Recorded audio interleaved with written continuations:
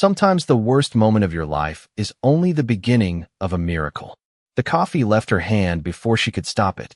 1 second. Emily Carter was rushing across the marble lobby of Brooks Technologies with a paper cup balanced between a laptop bag and a stack of reports.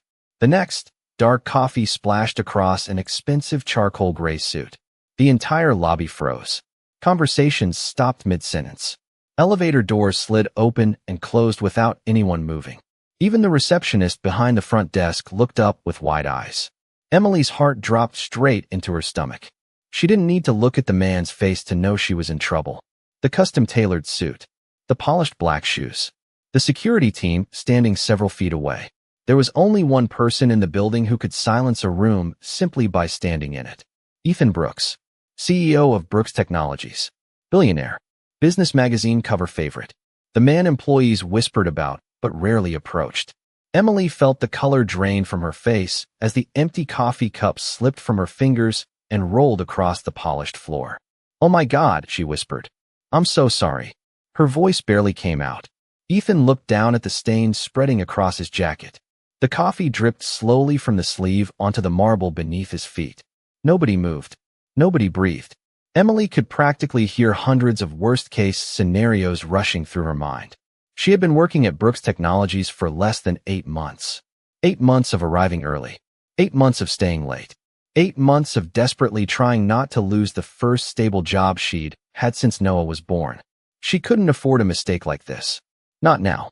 Not when her rent was already 6 days overdue. Not when Noah's asthma medication refill was waiting at the pharmacy. Not when her checking account had less than $40 left in it. Her hands started trembling. "Mr. Brooks, I didn't see you. I'm really sorry." Around them, employees pretended not to stare. But they were staring. Everyone knew Ethan Brooks had little patience for incompetence. At least that was the rumor. Emily prepared herself for anger, for humiliation, for a lecture in front of everyone, maybe even termination. Instead, something unexpected happened. Ethan raised his eyes and looked directly at her. Not at the ruined suit. Not at the stain. At her. For a long second, he simply studied her face. His expression didn't change. Yet something about the look made Emily strangely uncomfortable. It wasn't anger. It wasn't annoyance. It felt almost like recognition, as if he had seen her somewhere before. Then Ethan spoke. "Are you okay?" Emily blinked. The question didn't make sense. "What? You almost fell." His voice was calm, deep, controlled. "Are you hurt?" The silence in the lobby somehow became louder. Emily stared at him. "No. I don't think so."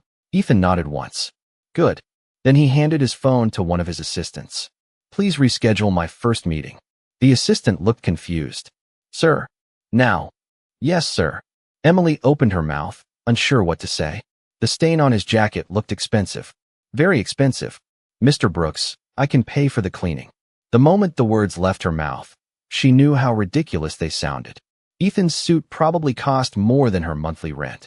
Maybe more than 3 months of rent. Yet something surprising flickered in his eyes. Amusement. "Can you?" Emily felt her cheeks burn. Probably not. To her shock, Ethan smiled. It was brief. Almost invisible. But it was there. "Then don't worry about it." Before she could respond, he turned and walked toward the executive elevators. The crowd slowly came back to life. Conversations resumed. Phones appeared. Whispers spread across the lobby like wildfire. Emily remained frozen exactly where she stood. Her pulse still raced. Her stomach still twisted itself into knots.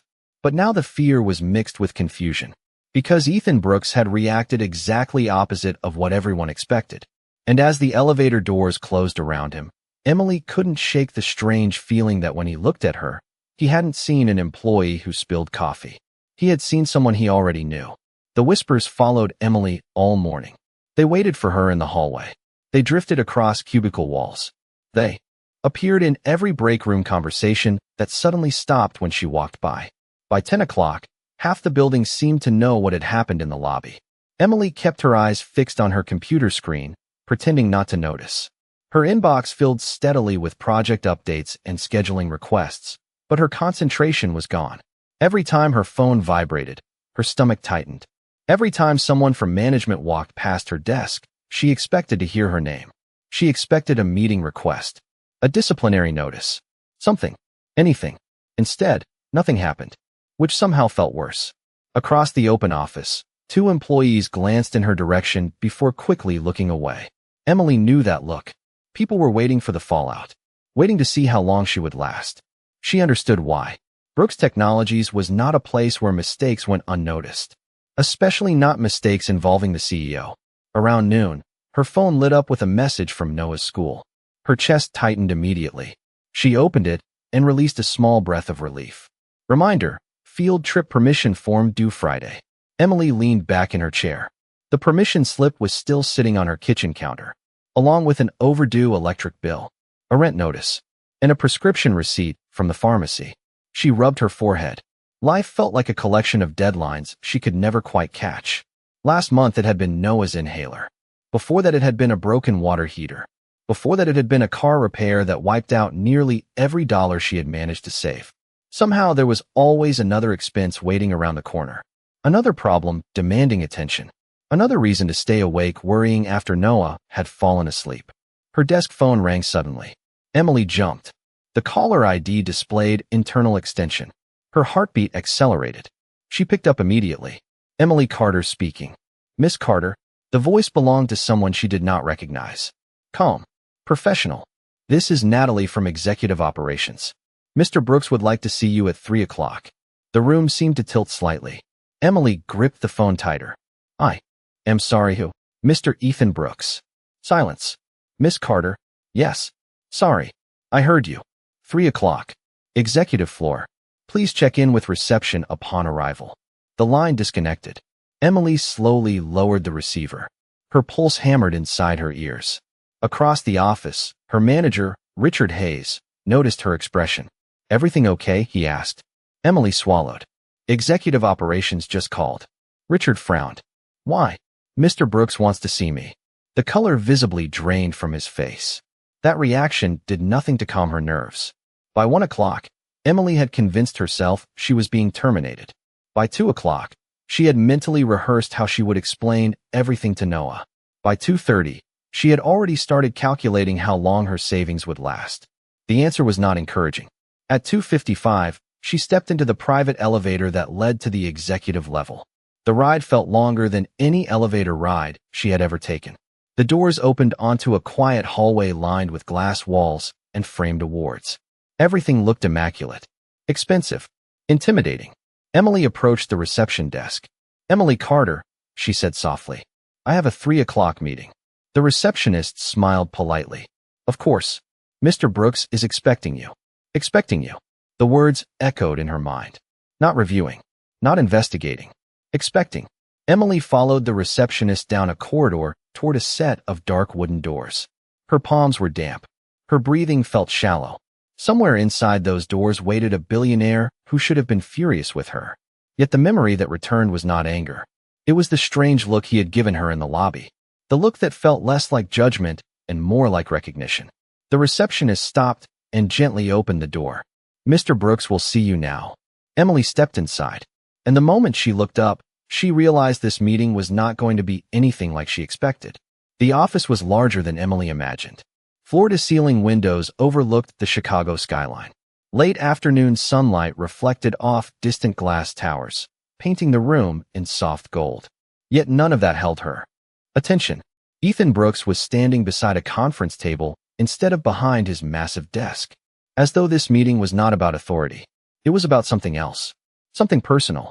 Miss Carter, he said calmly. Thank you for coming. Emily nodded nervously. Of course. Ethan gestured toward a chair. Please sit. She obeyed. Her hands remained folded tightly in her lap. Every instinct told her bad news was coming. Years of struggle had taught her that unexpected meetings rarely ended well. Ethan sat across from her. Not at the opposite end of the table. Directly across from her. Close enough for a conversation. Far too close for comfort. For several seconds neither of them spoke. Then Ethan opened a folder resting on the table. Emily immediately recognized her name printed across the cover. Her stomach dropped. Personnel file. Here it comes, she thought. Ethan glanced down briefly before looking back up. How long have you been with Brooks Technologies? Almost 8 months. And before that? Emily hesitated. Temporary administrative jobs. Some retail work. A customer service position. Ethan nodded slowly. You have an impressive performance record here. The statement caught her off guard. I do. You consistently arrive before your scheduled shift. He turned a page. You have volunteered for additional assignments 17 times. You have the highest accuracy rate in your department.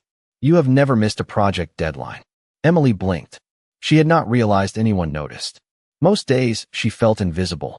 Just another employee trying to survive. Ethan continued. Several coworkers specifically mentioned your willingness to help them. Emily looked down. I just do my job. A faint smile touched Ethan's face. Not everyone does. The room fell quiet again. Emily's confusion deepened. This did not sound like a termination meeting. Yet something still felt unusual. Ethan seemed interested in details most executives would never bother learning. He closed the file. Tell me about Noah. Emily froze. Her eyes widened. My son. Yes. Her pulse accelerated instantly. How do you know my son's name? Ethan leaned back slightly. Your emergency contact paperwork. Emily relaxed a little, though not completely. He is 5.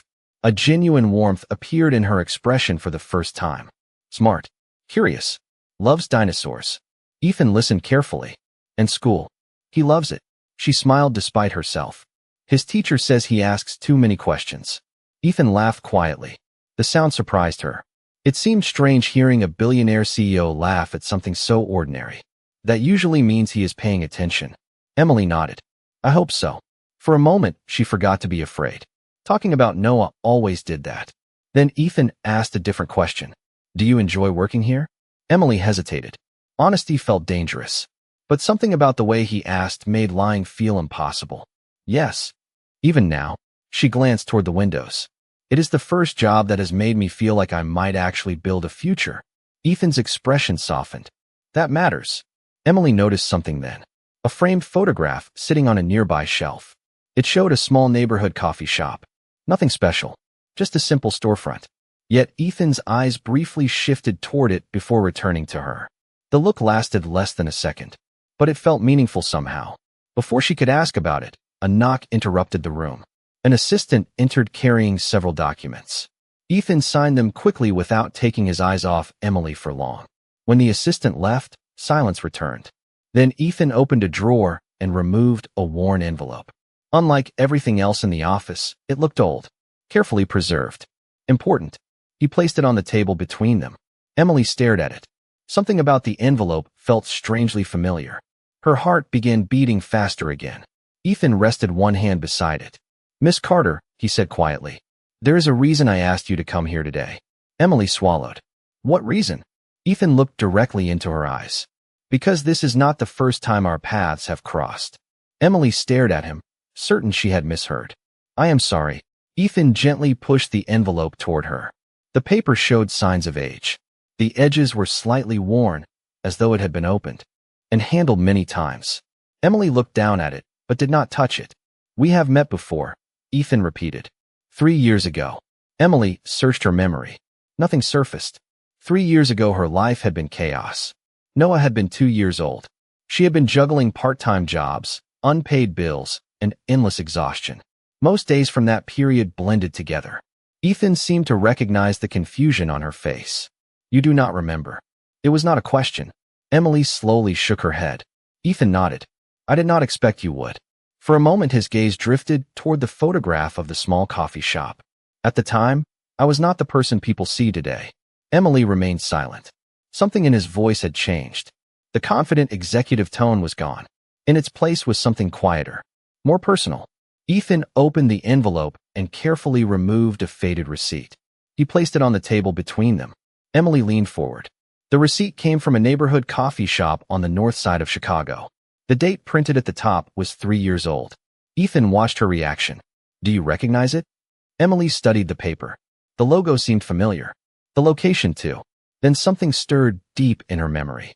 I used to work near there, she said softly. For a while. Ethan nodded. You stopped there almost every morning. Emily looked up. How would you know that? Instead of answering, Ethan removed a second item from the envelope. This time it was a photograph. Emily stared. The image showed the interior of the coffee shop. A man sat alone at a corner table near the window. His baseball cap was pulled low. His clothes were ordinary. Nothing about him suggested wealth or status. Yet Emily immediately recognized the eyes. Ethan Brooks, 3 years younger, looking tired, isolated, lost. That is you, she whispered. Yes. Ethan folded his hands. At the time, my company was facing serious problems. Investors were leaving. The board questioned my leadership. Every decision felt like another mistake. Emily glanced between the photograph and the man sitting across from her. It was difficult to imagine the billionaire CEO looking uncertain about anything. Ethan smiled faintly. People assume success removes doubt. It does not. Emily remained focused on the photograph. Slowly, fragments of memory began surfacing. A rainy morning. A crowded coffee shop. A man sitting alone by the window. She remembered noticing him because he looked exhausted. Not physically exhausted. Emotionally exhausted. Ethan continued. You came in carrying a small backpack covered in dinosaur stickers. Emily blinked.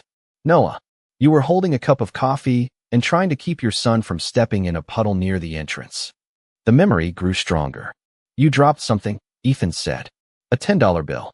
Emily's eyes widened slightly. She remembered that. $10 had mattered a lot back then. Every dollar mattered. Before I could tell you, another customer picked it up and handed it back. Ethan's voice softened. Then you noticed I looked upset. Emily stared at him. A vague image formed in her mind. She remembered speaking to a stranger while waiting for her order. Nothing important. Just a few words. At least that was what she had thought. Ethan looked directly at her. You told me something that day. Emily searched her memory again.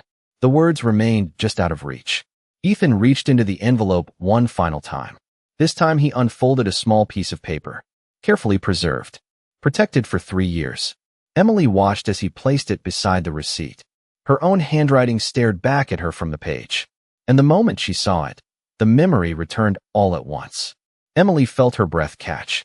The handwriting was unmistakably hers. 3 years ago, written quickly on a napkin while balancing a coffee cup in one hand and Noah's backpack in the other. The paper contained only a single sentence. Yet the moment she saw it, she remembered everything. The rainy morning, the crowded coffee shop, the stranger sitting alone by the window, the exhausted expression that had made her stop for a moment despite being late for work. She stared at the note. Some seasons feel endless, she read softly, but storms eventually run out of rain. Her own words echoed through the quiet office. Ethan nodded. That is exactly what you said. Emily looked up at him in disbelief. I barely remember writing this. I remember every word. The sincerity in his voice made her pause. Ethan leaned back slightly. You probably spent less than 30 seconds talking to me. Emily searched her memory. The conversation slowly returned. She remembered noticing the stranger staring out the window while everyone else hurried through their morning routines. She remembered thinking he looked like someone carrying a weight too heavy to explain. I asked if you were okay, she said quietly. Ethan smiled. You did. And you said you were having a bad day. One of the worst. Emily looked back at the note. I was not trying to give life advice. I know. Ethan's eyes softened. That is exactly why it mattered. Silence settled between them.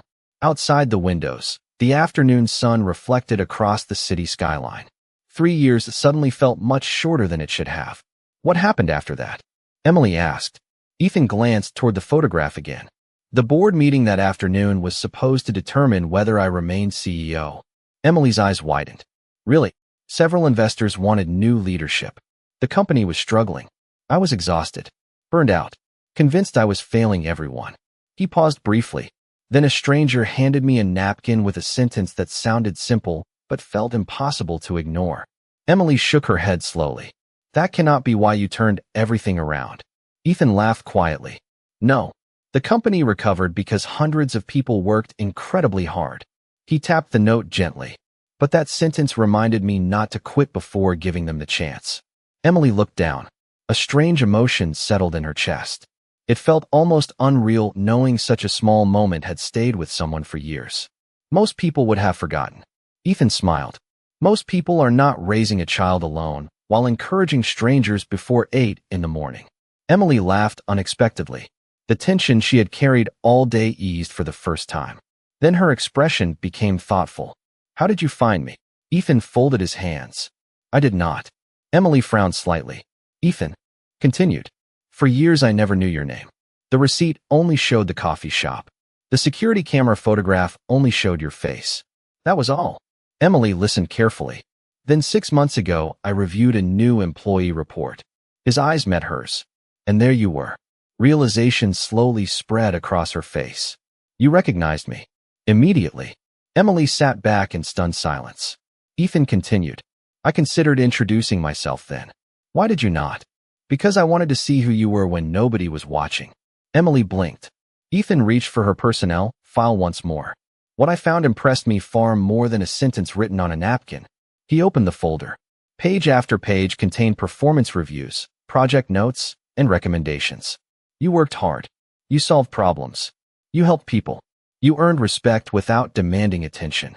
Emily felt emotion building unexpectedly behind her eyes. Nobody had ever described her that way before. Most days she felt like she was simply trying to survive. Ethan closed the file. The woman who encouraged a stranger 3 years ago never disappeared. His voice was calm but certain. She simply kept showing up every day. Emily lowered her gaze, overwhelmed by the words. Then Ethan slid another document across the table. Unlike the old receipt and faded note, this paper was brand new. Official. Printed on company letterhead. Emily stared at it. And when she finally read the title at the top, her heart nearly stopped. Emily stared at the document as though the words might disappear if she blinked. The company letterhead at the top was unmistakable. Beneath it, in bold print, were the words Senior Project Coordinator. For several seconds, she could not process what she was seeing.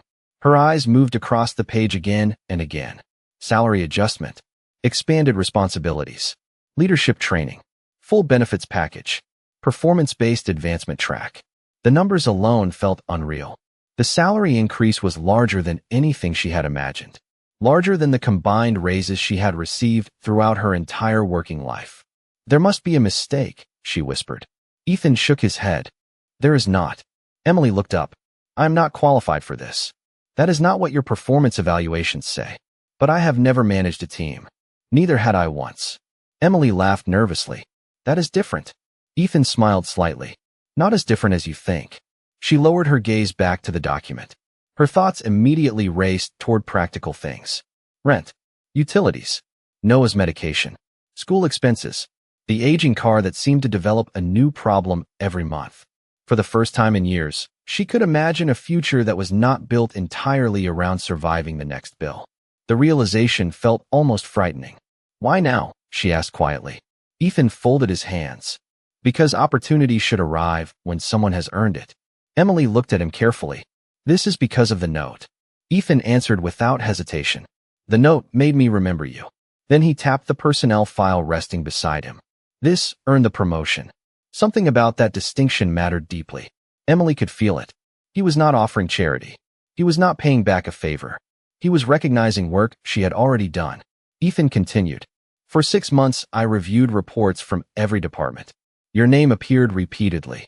Emily listened silently. Managers trusted you. Coworkers relied on you. Clients responded positively to your communication. You solved problems without creating drama. A brief smile crossed his face. That combination is surprisingly rare. Emily shook her head in disbelief. Nobody ever told me any of this. Many companies forget to tell people when they are doing well. Ethan's expression became thoughtful. They only notice mistakes. The words landed heavily because they were true. Emily had spent years hearing about shortcomings. Not enough experience. Not enough qualifications. Not enough flexibility. Not enough time. Not enough money. Not enough everything. Hearing someone focus on what she had done right felt unfamiliar. A gentle knock interrupted them. The door opened, and Ethan's assistant entered carrying a folder. Sir, the board members have arrived. Ethan nodded. Thank you, Natalie. The assistant placed the folder on the desk before leaving. Emily immediately stood. I should let you get back to work. Ethan remained seated. One more thing. She paused. Ethan reached into the drawer once more and removed the old napkin. He carefully slid it back into the envelope. I carried this through acquisitions, lawsuits, market crashes, and some very difficult years. Emily smiled softly. You make it sound much more important than it is. Ethan looked at the envelope for a moment. Sometimes people underestimate the impact of kindness because it costs nothing. The room grew quiet. Emily felt emotion tightening in her chest again. Ethan stood and walked toward the windows overlooking the city. Most people spend their lives believing they need grand gestures to change someone else's future. He glanced back at her. Usually it is a conversation, a sentence, a moment. Emily thought about the rainy morning 3 years earlier. She had completely forgotten it. Yet somehow it had remained with him through everything that followed. Ethan extended his hand. "Congratulations, Miss Carter." Emily accepted it. "Thank you." His handshake was firm but warm, professional yet sincere. As she turned toward the door, Ethan spoke again. "And Emily?" She looked back. "Yes." A knowing smile appeared on his face. "Try not to spill coffee on any more executives this week." For the first time all day, Emily laughed without fear. And as she stepped out into the executive hallway carrying the promotion letter in her hands, she realized the life she had been struggling to build for years had just changed forever. Emily barely remembered walking back to her department. The promotion letter remained clutched in her hands the entire elevator ride down. Her reflection stared back at her from the polished metal doors, looking exactly the same as it had that morning. Same navy blouse. Same tired eyes. Same woman who had rushed into work worrying about rent and grocery bills. Yet everything felt different. The elevator doors opened, and conversations immediately quieted. Not completely, just enough for her to notice. People looked up from their desks. A few exchanged curious glances. News traveled quickly inside Brooks Technologies. Emily knew they had all been waiting to see what happened after the meeting upstairs.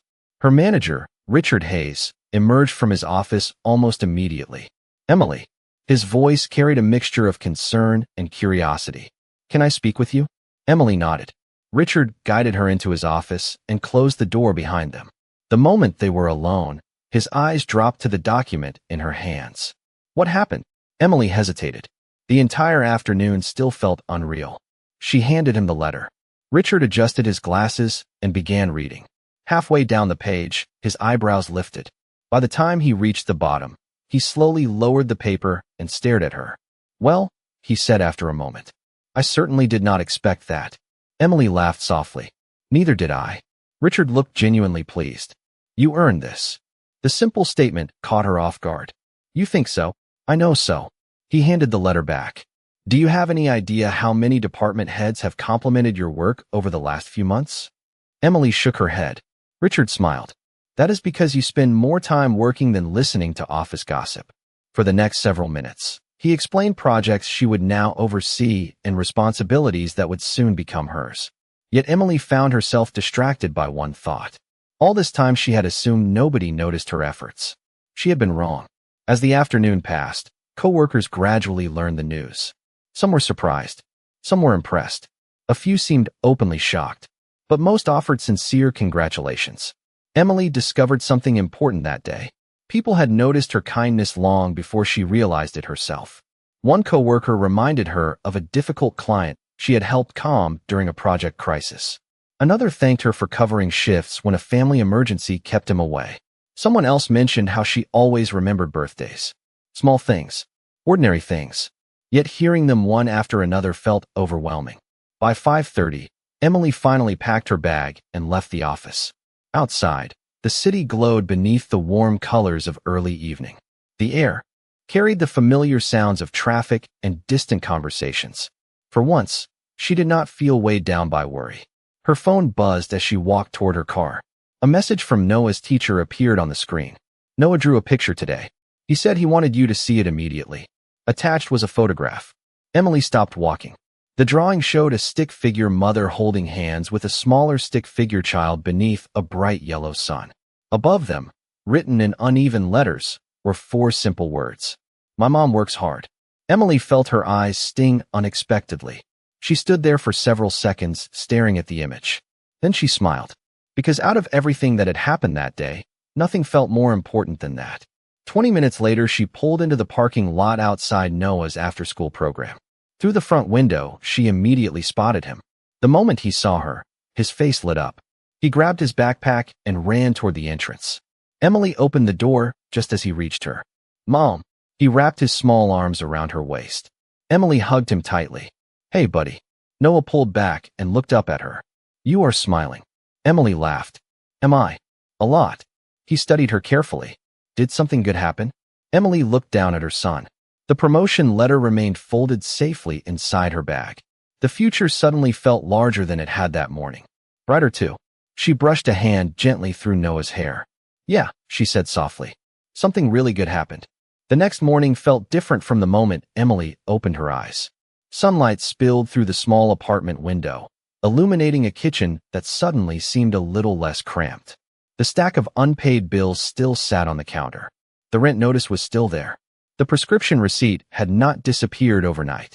Yet for the first time in years, those papers no longer felt like walls closing in around her. They felt temporary. Noah sat at the kitchen table eating cereal while explaining an elaborate theory about why dinosaurs would have made terrible school teachers. Emily laughed as she packed his lunch. The sound surprised even her. It had been a long time since laughter came so easily. After dropping Noah at school, she drove to work with a sense of calm she barely recognized. Brooks Technologies rose above the city skyline exactly as it had the day before.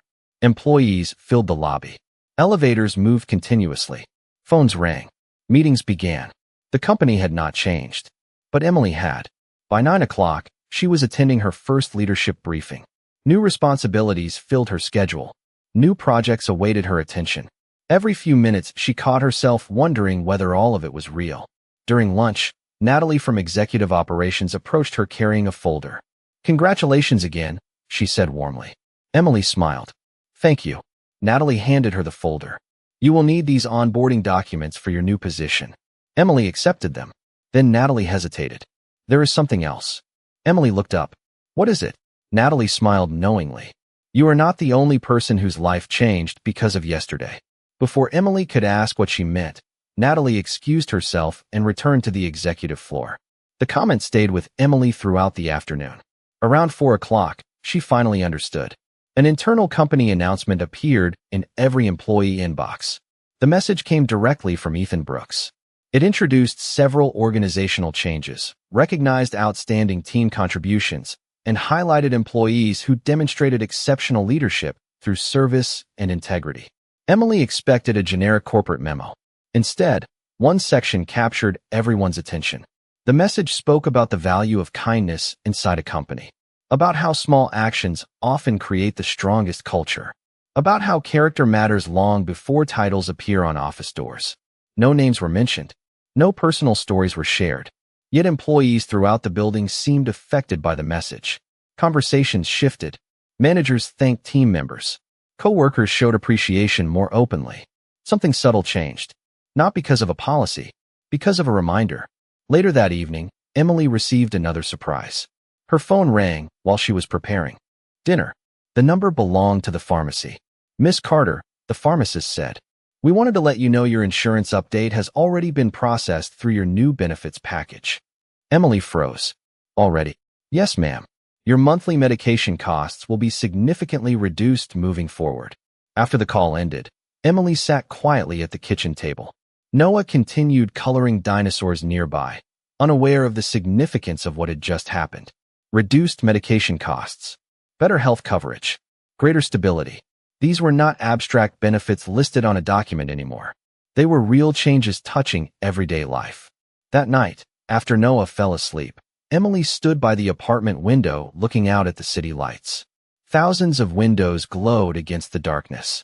Thousands of stories unfolding behind them. Somewhere across the city, Ethan Brooks was probably finishing another long day of meetings and decisions. She thought about the old napkin, the rainy morning, the stranger she had almost forgotten. Life was strange that way.